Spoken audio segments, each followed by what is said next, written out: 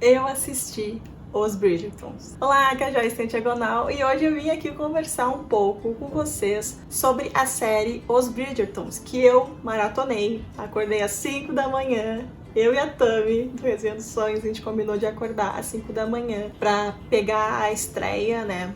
Eu tive compromisso depois, então eu consegui assistir ali os 5 primeiros episódios e depois os 3 eu deixei pra ver entre ontem e hoje sábado, então eu assisti, né, o último episódio e eu resolvi então abrir a câmera e simplesmente vim conversar com vocês, tá? Não preparei nada assim tão profundo pra falar sobre a série, eu só tô vindo aqui na empolgação mesmo. Eu vou deixar muita coisa que eu gostaria de falar de fora, mas enfim, não tem como a gente fazer o vídeo mais completo do mundo. Também é o primeiro vídeo de série que eu faço, então eu tô um pouquinho assim, nunca tinha feito isso, mas eu acredito que só vim aqui conversar já seja uma maneira bem legal de conversar sobre você, sobre uma série que eu gosto muito, de um gênero que eu gosto muito e que eu pretendo trazer muito conteúdo aí em 2021 também. Enfim, pra contextualizar, né, pra trazer pelo menos o básico, né, sobre a série, eu preciso falar do que se trata, né? Aqui a gente vai ter uma família como protagonista. A gente não sabe ainda como é que a série vai ser daqui pra frente, eles ainda não,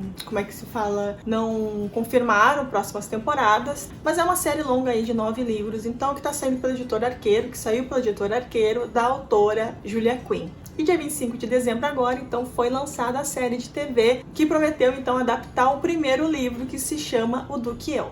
Eu trouxe, então, aqui o meu primeiro livro de Duque e Eu, uma edição bem velhinha, que eu já emprestei para algumas pessoas, enfim. E eu também tenho aqui a edição nova, que é essa edição Pocket, né, que imita os romances de banca, apesar de ser uma edição mais luxuosa, de capa dura. Vamos ver se a editora ela vai lançar os próximos volumes nessa edição pequenininha, mas se lançar com certeza eu vou estar comprando. Mas do que se trata então o Duque e Eu? Aqui a gente vai conhecer a Daphne, né? A Daphne Bridgerton, que é a filha mais velha, então, dessa família. Mas ela é a terceira filha, então, da Violet Bridgerton. O Visconde, então, que é o marido da Violet, ele já faleceu, então quem mantém o título ali é o filho mais velho dela, que é o Anthony, tá? Então o foco vai ser na Daphne, que está debutando, então, ali na sociedade londrina.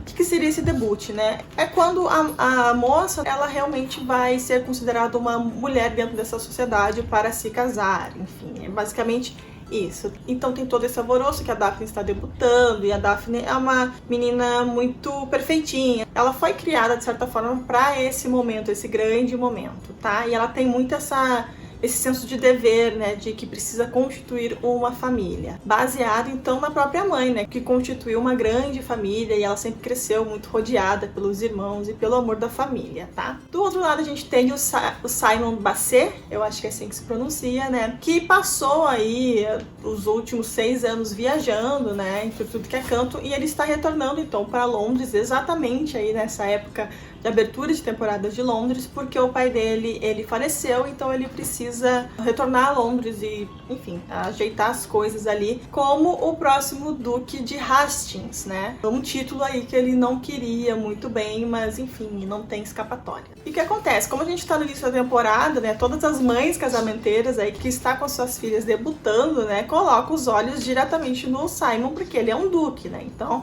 toda mãe almeja que a sua filha vire uma duquesa, porque o duque ele tá só ali abaixo de um príncipe mesmo na hierarquia da nobreza. E é mais ou menos assim então que a Daphne e o Simon vão se conhecer. O Simon também é melhor amigo do Anthony, então eles se conhecem de longa data e por esse motivo o Anthony conhece bastante ali as problemáticas do Simon, então meio que não gosta muito que os dois, né, o Simon e a Daphne, eles se relacionem assim de uma forma mais afetuosa, só apenas como amigos, e eles começam realmente a ter uma relação ali de amizade, e a gente vai acompanhar isso se desenvolvendo de repente para algo a mais. Bom, fazendo essa apresentação básica aí do que se trata, do que eu, né, a pergunta que todo mundo me fez, eu acho, nos stories, e que muita gente tem dúvida é: a série vai adaptar somente o Duque e Eu? E a resposta é sim E não, a gente vai ter sim centralizado ali a Daphne e o Simon como os protagonistas dessa temporada, porém todos os personagens secundários, eles vão transitar ali entre os personagens, cada um mostrando sim o seu próprio núcleo, então eles têm muita voz assim como personagens secundários, tá? Mas falando um pouco sobre a relação com os livros, eu não diria que a série vai ser linear como é os livros, né? Que a gente tem o livro 1 que vai falar sobre a Daphne, o livro 2 que vai falar sobre o Anthony. Não. Ele meio que as outras subtramas, elas já estão sendo desenvolvidas ao mesmo tempo, tá? Então pode ser que a gente pegue ali algumas coisas que de repente a gente só ia acompanhar nos outros livros, mas que pra série, né, pra ter conteúdo e pra ter um pouco mais de peso, isso é um pouco mais importante, né? Porque a gente precisa entender que aqueles outros personagens secundários, eles têm o background já acontecendo. Pra que quando isso aparecer na série, e se aparecer, porque realmente a gente não sabe, a gente não tem resposta se a gente vai ter mais adaptação, isso não apareça, sabe, largado ou simplesmente apareceu do nada. Mas eu, como leitora, assim, eu diria que tu não tem nenhum spoiler, assim, muito significativo, tá? Então, em resumo, assim, alguns detalhes vão aparecer que podem ou não ser spoiler pra vocês dos outros livros. Pra mim, não foi. Pra mim, foi tudo ok. Com exceção de uma única coisa, tá? Que na série vai ser revelada ali no último episódio, no 8º episódio, e na série de livros é revelado ali no 4º livro, tá? Eu não vou dizer o que é isso, eu vou deixar pra vocês então descobrirem o que seria isso, certo? E como eu disse, né, a gente vai ter todo o background dos personagens secundários, tá? Mas se eu tivesse que apontar um co-protagonista, um personagem que fica um pouco mais em foco, além da Daphne e do Simon, eu diria que é o Anthony, sabe? Eu acho que é o personagem mais, assim, desenvolvido de toda a série, tá? Que é o líder ali, então, da família Bridgerton. O Anthony é meu personagem preferido, o Visconde que Me Amava também é o meu livro preferido até então. Ele vai receber um bom background, a gente vai conhecer ali as problemáticas dele, como ele lida com os deveres que ele tem com a família, como líder, esse senso que ele tem de escolher o melhor para os irmãos. A gente vai vendo isso sendo desenvolvido, lembrando que ele tem, na verdade, uma vida bem de libertino, então meio que não tendo muitas coisas como responsabilidade, a não ser que ele se denomina o Visconde, então. Mas isso vai ser desenvolvido ao longo da série, tá? E a Violet vai ter um pouquinho de mão aí nessa caída de ficha, né, que ele precisa ter até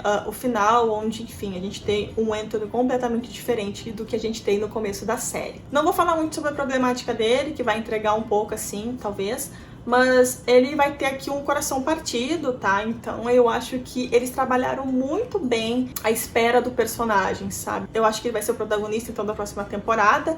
Aliás, a gente tem alguns easter eggs que confirmam isso, e se foram seguir, né, a cronologia dos fatos dos livros, essa é a ordem correta. E falando um pouco mais então do Simon e da Daphne, que são os protagonistas, né? A Daphne é aquela moça, como eu falei, que ela foi criada ali como irmã mais velha, então com esse senso de que ela vai abrir as portas ali para as outras irmãs dela que também vão debutar um dia. Então ela tem isso de querer fazer tudo muito perfeitamente, de seguir o seu dever, de constituir uma família. Ela cresceu numa família muito grande, muito cheia de irmãos e de amor, então ela sonha ter isso também para a vida dela. Mas ao mesmo tempo a gente vai ver as inseguranças dela de não conseguir isso para a vida dela, de não conseguir se casar por amor como os pais dela fizeram, e ela vai penando um pouco com isso ao longo que ela vai recebendo pretendentes, né? Porque quando ela debuta ela vai recebendo propostas, e aí que ela vai vendo que talvez não seja tão fácil como ela imaginou, né? Não seja aquele conto de fadas, porque ela começa a receber até ali um pretendente que ela não tem interesse, que é uma pessoa mais velha, então ela fica com um pouco de receio de ter o casamento infeliz. E ao mesmo tempo que ela é, assim, a mais velha, que quer ser a mais responsável, ela também é mais inocente, assim. A gente vê que isso é muito culpa também da Violet, que não consegue ter uma conversa mais direta, né, com as filhas, falando sobre o futuro. Mas isso a gente vai vendo sendo mais desenvolvido, tá? É muito legal também a relação que a Daphne tem com a irmã Heloise, né? Que seria a irmã abaixo dela, né? No livro, a Heloise tem 16 anos, ou 17, quando a Daphne tem 21 e faz o debut. Mas aqui na série, elas meio que... A Heloise até poderia estar debutando ali junto com a Daphne, mas eles preferiram deixar ela pro próximo ano. Mas a Heloise, ela é bem ao contrário da Daphne, assim. Ela não quer ter que ser obrigada a debutar, ter que encontrar o marido. Tipo, ela se questiona muito por que ela tem que fazer isso pra ela. Ela tem um espírito mais livre, assim, sabe? Isso acaba frustrando mostrando muito ela, a gente acompanha isso ao longo da série. Tá? Inclusive a atriz é maravilhosa, ela tem uma presença, a voz dela é incrível, os questionamentos que ela traz também, o relacionamento dela com o Bennett, que tem mais ou menos uma trama similar, também é bem interessante. Então a gente vai vendo esse contraste, né, de sonhos, de futuro entre as duas irmãs e na relação das duas. Eu achei isso bem legal. E o Simon, né, gente, também é um personagem de peso, assim, né, porque ele tem um passado problemático com o pai dele, então daí que vem essa questão dele de não querer constituir uma família, de não querer ter filhos, né? Que eu também vou deixar de fora aqui pra vocês. Mas acho que no terceiro episódio a gente vai ter um episódio bem focado em alguns flashbacks dele no futuro, os problemas que ele tinha de aceitação com o pai, o quanto o pai nutria uma certa rejeição por ele. Então tudo isso foi moldando ele para ser o homem amargurado que ele é hoje. Então eu acho que ele foi muito bem trabalhado, principalmente nesse episódio. A gente entende a problemática dele, sabe? E é bem forte até as cenas, porque é uma criança, né, protagonizando ali com o pai do Simon. Então eu achei bem forte, bem emocionante. Eu acho que a série ela faz muito bem em passar isso, sabe, pro público. Falando sobre a Violet, então, né, que é a mãe dessa família, né, eu achei bem legal que a série, apesar de mostrar ali o Anthony como líder da família, mesmo ela não tendo tanta voz dentro da família, porque mesmo assim, mesmo ele sendo filho, é ele que é o líder da família, eu gostei que ela, mesmo nas sutilezas, ela que rege ali a família, sabe? Então, é ela que como mãe vai ali e joga um balde de água fria no Anthony para ele tomar rumo, para ele honrar, né, as responsabilidades que ele tem com a família e com a sociedade também, até porque ele tem um título, né, e isso dentro ali da nobreza é muito importante, né, dar seguimento ao título, e tem muito a ver também com a história de Duquesne, isso. E eu gostei muito, sim, nessa questão da Violet. Eu acho que ela tá um pouquinho diferente da Violet que eu conheço dos livros, que é uma mãe mais casamenteira, assim, mais desesperada. Essa da série é um pouco mais contida, mas eu fiquei feliz da mesma forma, sabe, com ela. Eu acho que ela, mesmo ali nas sutilezas, ela ainda tem presença como mãe e voz ali dentro dessa grande família. Agora eu tô falando sobre os personagens separadamente, tá, gente? O próximo personagem, então, que eu falaria agora é o Colin. E eu acho que de tudo que eu li aí na internet até agora, talvez seja o personagem que o pessoal mais ficou decepcionado. Eu sinceramente não me incomodei muito, porque o Colin, ele nos livros, né, ele é um personagem assim, mais engraçadão, um palhaço da família, que viaja muito, tem espírito livre e tal. E o Colin da série é um pouco mais contido, né? Apesar de que ele tem cenas muito engraçadas também. Tipo, tem uma cena que ele tá cantando com a família. Tem uma cena ali onde eles vão falar que estão brincando. Não me lembro ali, mas é uma cena na sala ali com os irmãos, onde ele faz uma piada, assim, meio sexual, que eu achei bem engraçado. Então, eu acho que ainda tá ali esse traço de personalidade dele, mas ele não ganha todo o foco porque ele não é protagonista, tá? De qualquer maneira, ele tem muita presença na série, porque vai ter uma subtrama ali envolvendo ele vai ter um coração meio que partido ali também, né? A gente sabe que ele vai ter um certo envolvimento com uma das meninas de uma outra família, então eu achei ok, né? Não é o mesmo Colin dos livros, por enquanto, apesar de que ele tem muito potencial pra virar, mas não é algo que me incomoda. Eu acho que o essencial, o básico tá ali já.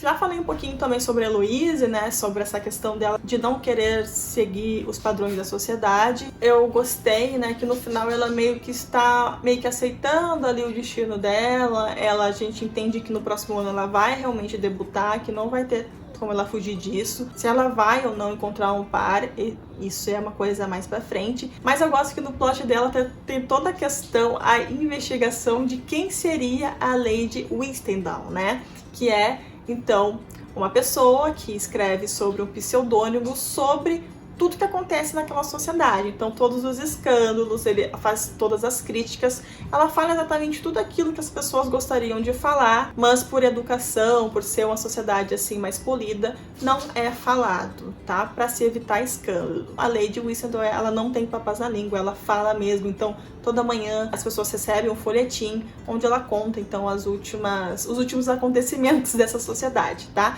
E é, inclusive, a Lady Whitstable que narra essa história de uma forma meio Gossip Girl, sabe? Onde a gente tem uma narrativa que vai te ajudando a percorrer essa história. E é exatamente a mesma ferramenta que acontece nos livros, tá? Antes de cada capítulo, a gente tem ali um pequeno trecho, então, com algumas observações dessa tal Lady Whitstable.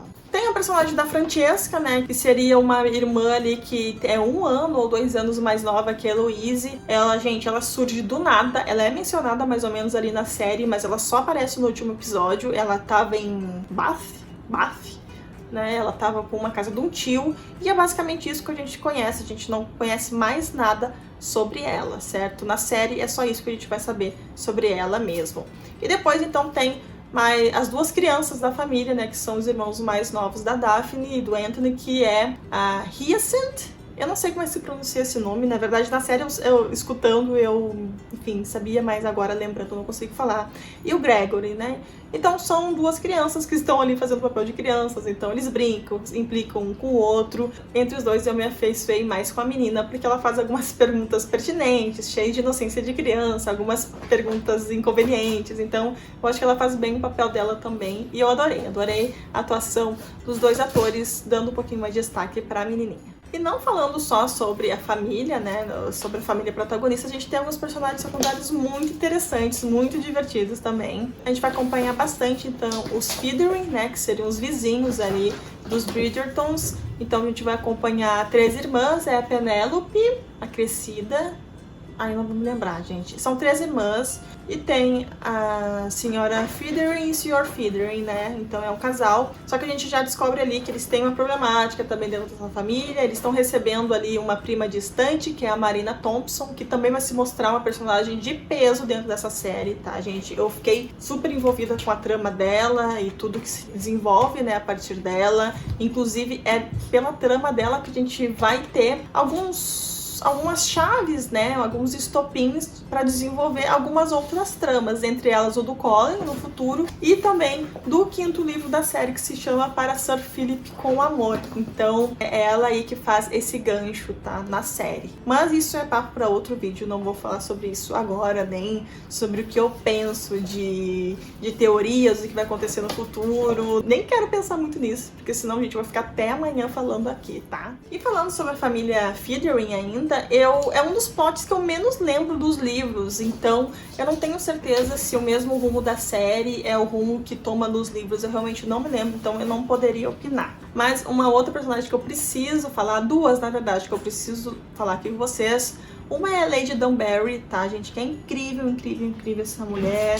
Muito sábia, muito presente, tem uma presença de cena, a atriz, sabe? O envolvimento dela, a importância dela na vida do Simon, pro desenvolvimento do Simon, para ele virar quem ele virou hoje também. Que ele já é uma pessoa amargurada, cheio de problemas, mas com a ajuda dela, né, ele acabou virando um homem muito mais honrado, né? De forma geral, assim, a adaptação, pra mim, ela tá maravilhosa. Todas as inclusões, as alterações, as mudanças que eles fizeram, eles não me incomodaram, muito pelo contrário, eu acho que funcionou muito bem para a série de TV. Eu acho que a forma que a série de livros é contada talvez não funcionasse muito bem para a série, então a gente precisa realmente ter várias coisas meio que acontecendo ao mesmo tempo, porque, enfim, o tempo não para, né? Então a gente não tem como parar para acompanhar só esse plot aqui, depois partir pro outro. Meio que a gente tem que ver tudo isso acontecendo ao mesmo tempo, sabe? E eu achei isso muito bom, muito incrível, muito bem feito. E isso incorpora, né, a série e deixa a gente curiosa também para acompanhar os outros personagens, para que quando a gente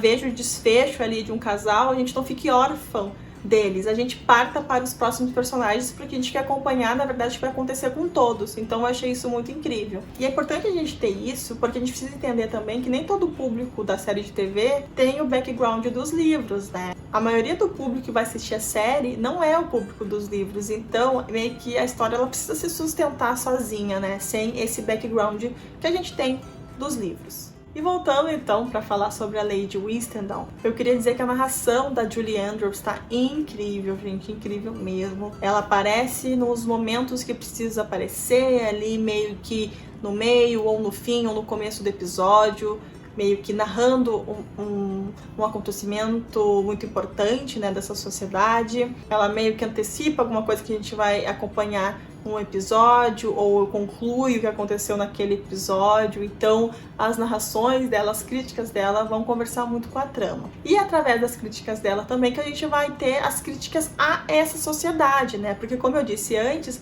ela fala o que tem que falar sobre o que acontece, ela não tem papas na língua. porque ela não tem o retorno disso, né? Porque ela tá ali protegida sob o pseudônimo. Por isso que existe todo esse mistério de quem seria essa tal Lady Whistledown, que é o que rege a série. Eu acho que dá um certo ritmo diferente, né? Tem uma narração dela muito legal também, não vou me lembrar que episódio é, mas o que ela fala sobre casais com problemas e tal, algumas coisas que acontecem, conversa muito bem sobre uma coisa que vai acontecer ali com a Marina, tá? Com a Marina Thompson, e também muito bem com a primeira briga que a Daphne e o Simon têm. Então o mesmo texto serve para os dois, e ao longo dessa narração dela a gente vai acompanhando ali cenas com esses personagens. Então é incrível, assim, que ela consegue narrar o que está acontecendo, mas englobando vários personagens e vários acontecimentos. E ela é uma personagem, né, gente, que só pela narração a gente sabe que é uma personagem sarcástica, ácida, direta ao ponto, incisiva nas opiniões dela. Ela é tudo que uma mulher naquela época não poderia ser. E através dessas críticas dela, dessas notas dela, que ela vai fazer críticas a essa sociedade londrina, uma sociedade regida a tradições, a uma vida de aparências. Então, gente, é incrível, tá? E agora vamos falar, então, sobre uma cena fatídica, então, do livro, que é uma cena, então, que tem muita polêmica, enfim, que causa uma certa revolta entre os leitores. Eu não vou falar muito sobre isso, eu só vou falar que eles corrigiram o erro do livro, tá? Eles não precisaram fazer manobras mirabolantes para conseguir ajeitar isso. Eles ajeitaram isso de uma forma simples, direta, de uma forma até fofa e uma forma bem interessante. Uma coisa simples que poderia ter feito isso no livro, tá? Então foi uma escolha muito assertiva o modo que eles resolveram fazer isso, super real também, que poderia ter acontecido. Então eu achei isso bem legal da parte deles não ignorarem completamente ou mudar o enredo. Não, eles não mudaram o enredo, eles só mudaram a forma como isso aconteceu, de uma forma que não remete a um crime. E aqui eu posso dizer, inclusive, até minha experiência sobre a primeira vez que eu li o Do Que Eu, tá? Quando eu li o Do Que Eu, gente, eu li em 2014, tá? E naquela época eu não tinha, 6 anos atrás, eu não tinha a bagagem literária que eu tenho, nem a cabeça que eu tenho hoje em dia.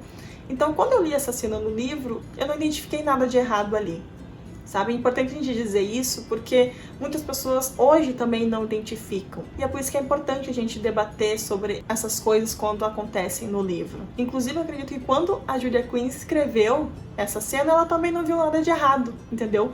Porque, se eu não me engano, esse livro, deixa eu até ver quando ele foi escrito, mas ele foi escrito em 2000, tá? Há 20 anos atrás. Então, tu pensa, há 20 anos atrás, a gente tinha outra cabeça, a gente tinha outra mentalidade.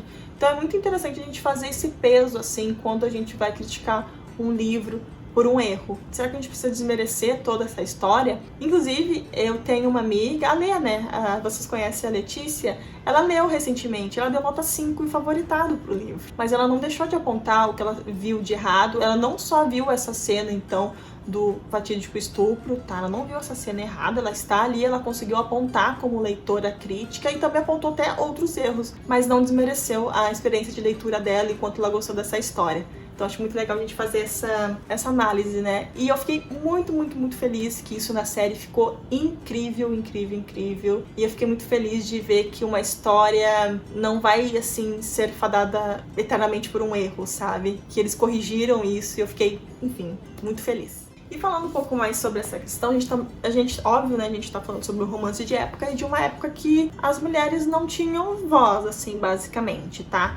Mas o mais legal dos livros da Julia Quinn, dos romances de época em geral, mas mais precisamente da série de TV, é que aqui a gente tem muito protagonismo feminino. Eles destacam, mesmo que de uma forma sutil, a liberdade dessas mulheres e o como elas não são vistas como uma propriedade do homem, o que era, na verdade, na vida real antigamente, tá, gente? Isso na série não acontece. Temos personagens masculinos bem escrotos? Temos, obviamente, porque a gente tá vendo uma história que tá adaptando essa época. Mas mesmo assim, a autora e o roteirista da série, eles fazem umas modificações que debatem muito sobre isso, que conversam muito sobre isso, sabe? Isso é muito importante. A gente vai ver isso, essa busca por liberdade, essa busca por poder escolher e poder fazer suas próprias escolhas em várias personagens femininas aqui da série, tá, gente? Eu vou falar algumas aqui, sim, pra quem já leu, mas se você ainda não assistiu, preste atenção, então, no plot da Sienna, basicamente, da própria Marina Thompson também, da Eloise, tá? Que é uma das personagens mais fortes ali que vão buscar isso, mesmo que ela ainda não tenha muita idade, né? Pra tomar as rédeas da própria vida. A própria Daphne ali, que mesmo não sendo, assim, uma trama, assim, girl power dela, ela sabe o que ela quer, sabe? Ela tem muito fixo o que ela quer na vida dela. E essa é a questão do poder escolher o que tu quer pra tua vida. No caso da Daphne, ela está feliz constituindo uma família, de sendo mãe e casando. É isso que ela quer. É essa questão, sabe? De trabalhar o poder da escolha dessas mulheres. Isso eu encontrei no plot de várias mulheres dentro da série. Outra coisa legal também que eu identifiquei na série é que vai focar bastante também bastante não, mas ali no plot da Daphne a gente vai ver o foco ali no prazer da mulher, dela se conhecer antes de casar, entendeu? Saber como o corpo dela funciona. E a Daphne tem muita dúvida sobre como tudo funciona dentro do matrimônio, então o Simon também vai fazer algumas coisinhas ali, dizer pra ela se conhecer um pouco mais, antes deles pensarem em se casar. Inclusive, eles vão ter conversas que, enfim, né, como se nesse contexto daquela época e dentro dos romances de época, são conversas que ele jamais poderia ter com uma menina, com uma donzela, né, com uma moça solteira. Então é bem legal a gente acompanhar isso. E é exatamente essa falta de conhecimento, então, da Daphne, que, como eu disse, que vai agravar um pouco ali, né, a problemática dela com o Simon, né? E falando sobre isso, sim, a gente vai ter cenas mais quentes, tá, gente? Isso não é nenhuma novidade para dentro do gênero, isso também vai ter na série, inclusive ela é uma série indicada para maiores de 16 anos, então a gente vai ter muita cena de sexo. Até porque faz parte desse plot da Daphne, de se conhecer, de saber o que ela gosta, enfim. E eu não assisti muitas outras séries da Shonda Rhimes, mas eu sei que é uma característica dela também ter bastante cena de nudez e de sexo, então até aqui nenhuma novidade. Falando sobre algumas cenas, assim, específicas, várias cenas, assim, eu gostei muito, que eu fiquei maravilhada e encantada. Acho que eu posso dar destaque aqui para uma cena que acontece ali na casa. É um evento que a Lady Dunbury vai fazer, onde é só para moças casadas, então é incrível, tá todas as mulheres, assim, jogando jogos, jogatina mesmo, bem como acontecia nos clubes de homens, onde as mulheres não podiam entrar. Isso acontece na casa da Lady Dunbury. Achei isso incrível, incrível. Nem sei se acontecia naquela época, mas só de eles terem inserido, né, na série, ficou muito legal. Tem uma cena que faz referência ao quarteto Smith Smith, que é uma série ali que acontece em paralelo com os Bridgerton. Então, pelo menos eu peguei essa referência ali, que é quando uma das irmãs Feathering, elas estão cantando e tocando. Então, gente, é uma referência direta ao quarteto Smith Smith, tá? E falando em referências, a gente vai ter, gente, pelo menos 3 vezes uma referência muito forte dessa série que faz uma ligação direta ao Visconde que Me Amava, tá? Que é a aparição ali de uma abelha, tá? Pra quem já leu Os Visconde que Me Amava, a gente sabe que abelhas têm um significado bem importante dentro desse livro. E na primeira cena da série, assim que aparece ali a porta dos Bridgertons, a gente já tem uma abelha. Ela vai aparecer em outro momento e também vai aparecer no último episódio, então é um sinal claro de que a próxima história, como eu falei, vai ser do Anthony, ele vai ser o protagonista. E o plot ali do Anthony termina daquele jeito que eu comentei com vocês, de ele com o coração partido e com esse senso de dever que ele precisa agora, então ter mais seriedade na vida dele e construir uma família como Visconde para dar seguimento à linhagem dele, assim, mesmo que ele faça isso com ou sem amor. Tá? Ele tá bem amargurado, vamos dizer, sabe, do que aconteceu ao longo da série. Outra coisa incrível que a gente vai ter, que eu achei que a gente não ia ter nada sobre isso, que simplesmente ia ser isso estabelecido e pronto, o que seria legal também, mas não, aqui a gente vai ter uma explicação, então, de como os negros estão nessa sociedade, de como eles foram inseridos dentro dessa sociedade, tá? É uma explicação bem simples, breve, que acontece em menos de 1 minuto, mas é o suficiente, sabe? É o suficiente pra tu entender. Poderia ser um pouco mais trabalhado? Poderia, mas tá ali. Eu achei muito fantástico assim, essa preocupação deles de inserirem isso. Eu precisava ter esse detalhe, sabe, ao longo da série. O que nos leva, então, diretamente a um personagem muito específico, muito incrível, muito maravilhosa, que é a Rainha Carlota, tá, gente? A Rainha Carlota, ela tem uma presença em cena sempre que ela aparece, ela tem grande importância ali naquela sociedade, então ela vai estar presente ao longo de vários episódios, tá? E a gente vai ter uma personalidade dela ali mais rígida, mais, assim, típico de rainha, sabe, de nobreza, mas De uma forma também breve, a gente vai ter o background dela, do que aconteceu ali com a família dela, do envolvimento dela com o rei.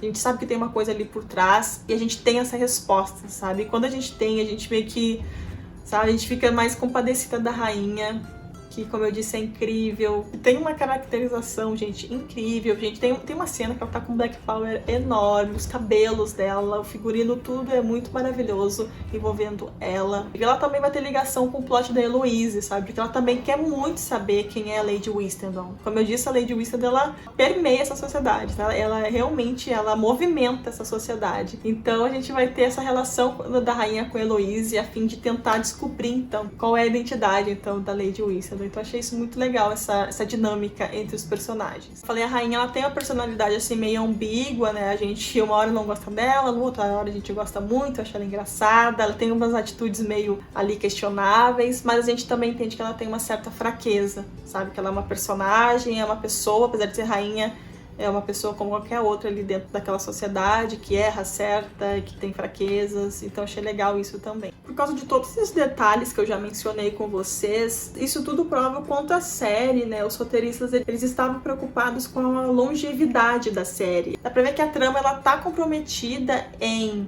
caso, se tiver outras temporadas, a gente vai ter peso para que isso seja desenvolvido, sabe? Isso me deixou muito satisfeita, que nada é jogado assim, sabe? As coisas estão sendo desenvolvidas para quando as coisas realmente acontecer, a gente poder entender direito. Eu acho que ela é uma série muito feliz e que faz um trabalho muito bom e amplo de dar voz a esses outros personagens. Acho que de tudo, assim, pra série, é o que eu mais fiquei satisfeita é isso, sabe? E falando sobre coisas mais técnicas, então, eu amei, assim, cada detalhe, gente. Eu sou suspeita pra falar, mas eu realmente fiquei muito feliz com o que eles entregaram, com o figurino, as cores, sabe? É uma série muito colorida, muito viva. Os cenários, as locações, gente, os objetos, sabe? Tudo ornando muito bem com a série. Já falei da maquiagem, do cabelo, incrível, principalmente os da rainha. E a trilha sonora, gente. A trilha sonora é simplesmente incrível, incrível. Eles vão fazer uma coisa muito legal, que eles pegam músicas atuais e vão transformar elas em instrumentais. Acho que é violino, passa por violino aqui. Mas a gente vai ter músicas como Thank You Next. É a primeira música que aparece, que assim que eu escutei, eu falei, pera, eu conheço essa música. E quando eu identifiquei ela na minha cabeça, eu quase surtei. Tem Maroon 5 com Girls Like You, que é mais Billie Eilish, gente, Bad Guy, toca na série de romance de época. Eu acho que dessas questões mais técnicas, assim, teve uma coisa que me desagradou só, que foi uma cena em que a Daphne e o Colin estão andando a cavalo, assim, e eu achei o chroma key meio zoado, sabe? Mas foi só isso que me incomodou, assim, basicamente, dessas coisas mais técnicas. E assim, gente, como fã da série, como fã da Julia Quinn, principalmente, porque eu já li muitos mais outros livros da Julia Quinn, mas já li alguns outros que se passam dentro da série Os Bridgertons, eu tô muito feliz, eu tô muito satisfeita. Acho que foi uma adaptação muito feliz. Foi realmente um presente de final de ano, sabe? Pra um ano que não foi muito gentil com a gente, mas é uma série que ela vai te entreter, que vai te dar um quentinho no coração, sabe? Que vai te proporcionar alguns momentos mais leves e vai te emocionar também, tá? Bastante. Muitos episódios são super... Tem cenas muito pesadas, assim, cenas que eu fiquei em prantos, assim, chorando com os personagens. Tem cenas bem devastadoras, assim mesmo, que eu senti, sabe? Senti aqui dentro. Mas também, ao mesmo tempo, é muito divertida, tá, gente? Eu acho que eu vou recomendar sempre essa série. Com certeza eu vou rever muitas vezes até a gente ter notícias ou até a gente ter a estreia da próxima temporada. Se tiver, né? Oremos. Eu, inclusive, terminei, gente, o primeiro episódio chorando, mas não porque termina de uma forma emocionante, mas sim porque eu tava feliz, sabe? De ver isso acontecendo, de ver uma série, de ver uma adaptação de uma série de livros de época. Em que mundo que eu ia ver isso acontecendo e ser de uma série tão querida, de uma autora tão querida, Sério, eu chorei de satisfação mesmo, de felicidade. Vocês sabem que romance de época é um dos meus gêneros preferidos mesmo. E ai, gente, eu fico boba, sabe? Eu nem sei quanto tempo esse vídeo vai ter, mas eu já tô falando aqui há horas, mas eu tô muito feliz e eu recomendo bastante a série. E me resta agora torcer, né? E pra todo mundo que já viu, a gente precisa torcer pra que a série tenha um bom desenvolvimento, né, que seja renovada então para pelo menos mais 2 temporadas, vamos lá. Eu já ficaria muito feliz com uma temporada. 2 seria incrível. Mais do que 2, sonho, né? Então, vamos sonhar, né, gente? Vamos sonhar. Eu acho que os Bridgertons ainda tem muita história para contar, é uma série muito rica, tem muitas histórias aí esperando que a gente conheça, muitas histórias para mesmo quem já leu os livros também pode conhecer. A gente não sabe como é que isso vai se desenvolver na série, mas eles podem criar outras histórias, já criaram, né, pelo que a gente viu aqui nessa temporada, subtramas muito interessantes, muito envolventes, então eu acho que eles têm tudo aí para nos surpreender nas próximas temporadas. História tem, personagens com desenvolvimento e construção assim de narrativa eles têm para desenvolver próximas temporadas. Então a gente só tem que esperar e torcer muito mesmo. Então é isso, espero que vocês tenham gostado. Eu sinto muito se o vídeo ficou muito longo, mas eu precisava realmente vir conversar com vocês. Foi um vídeo mesmo para conversar e para trazer as minhas impressões sobre a série. Eu maratonei ela então em 2 dias e faria isso tudo de novo. Inclusive amei a experiência de acordar às 5 da manhã, vi a série junto com a Tami, então a Tami muito parceira, a gente conseguiu assistir, foi incrível ficar assistindo e comentando o que estava acontecendo. A gente teve vários surtos, então gente, eu não poderia estar mais feliz, tá? Espero que vocês tenham gostado. Esse vai ser um dos últimos vídeos do canal. Em janeiro eu volto aí para trazer mais as conclusões, então, de 2020. Em 2021 também a gente vai ter muita coisa de romance de época aqui. Então, se você gostou desse vídeo, dá um like para ajudar na divulgação. Se inscreve no canal se você ainda não é inscrito. E a gente se vê, então, no próximo vídeo. Tchau!